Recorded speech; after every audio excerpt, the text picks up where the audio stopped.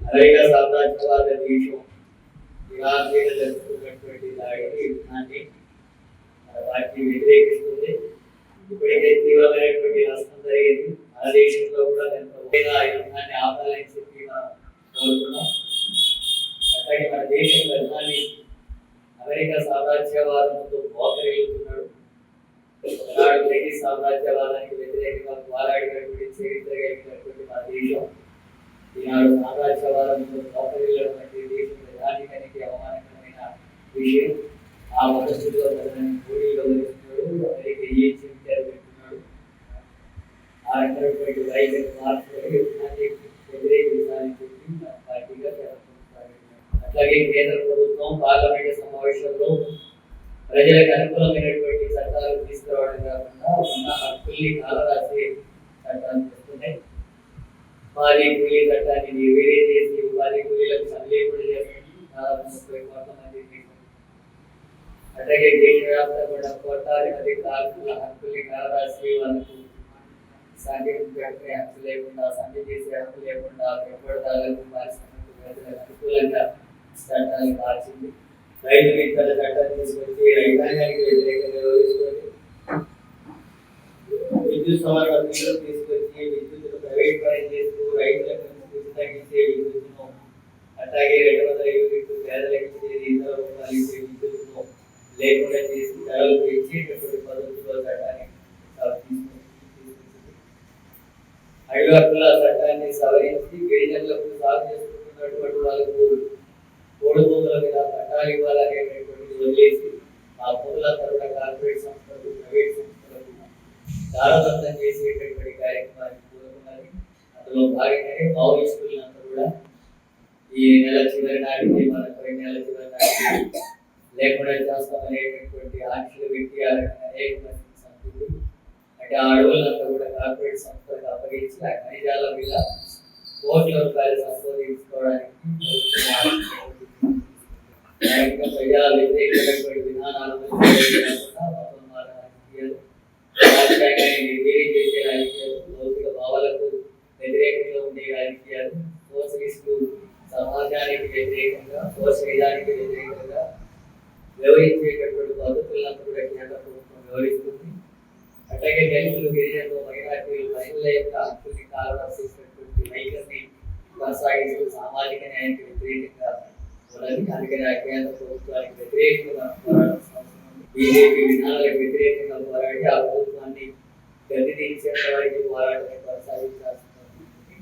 అది మన పార్టీ కాకుండా లౌకిక శక్తులంతా కూడా కలుసుకున్న ఆ ఉద్యమాన్ని కొనసాగించాలి. అలాగే మన రాష్ట్ర ప్రభుత్వం ప్రజలకు ఇచ్చినటువంటి వాగ్దానాలు ఏవి అమలు జరిగింది ప్రజా వ్యతిరేకత పెరుగుతూ వస్తుంది ప్రభుత్వానికి. ఇప్పటికీ ఉద్యోగాల భర్తీ విషయంలో కానీ లేదా ఇచ్చిన హామీల అమలు గురించి లేదు. కేటాయింపు సరిగ్గా లేదు. వివిధ శాఖలకు కేటాయించినటువంటి నిధుల్లో ముఖ్యంగా విద్యారంగానికి 15% కేటాయిస్తామని హామీ ఇచ్చి అమలు చేయలేదు.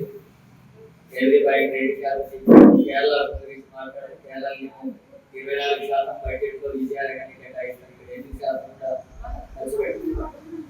అట్లాగే బీసీలకు కామరేట్ డిక్లరేషన్ లో బీసీలకు సంవత్సరంలో 25,000 కోట్ల రూపాయలు కేటాయిస్తానని హామీ ఇచ్చి 12,000 కోట్లు కేటాయించి అవి కూడా సగం కూడా ఖర్చు పెడుతుంది. దళితులకి ఈ సంవత్సరం సహజంగానే దళితులు అధికారినటువంటి తరగతులకు బడ్జెట్ ఉన్నదానికంటే పెంచాలి, కానీ పోయినప్పుడు తగ్గించారు. గత సంవత్సరం కంటే కూడా ఇప్పుడు అట్లాగే వైద్య రంగం, విద్యారంగాన్ని ప్రభుత్వ రంగంలో కొనసాగించాలని చెప్పి మాట్లాడుతూ ఆచరణలో నిధులు కేటాయించడం లేదు. నిరుద్యోగ సమస్య అలాగే ఉద్యోగాలు భర్తీ చేయడం లేదు. ఈ రకంగా ప్రజా వ్యతిరేకమైనటువంటి విధానాలు అనుసరిస్తూ ప్రతిపక్షాల విమర్శలు మాటలతో రకాలైనటువంటి ప్రయత్నం చేస్తుంది.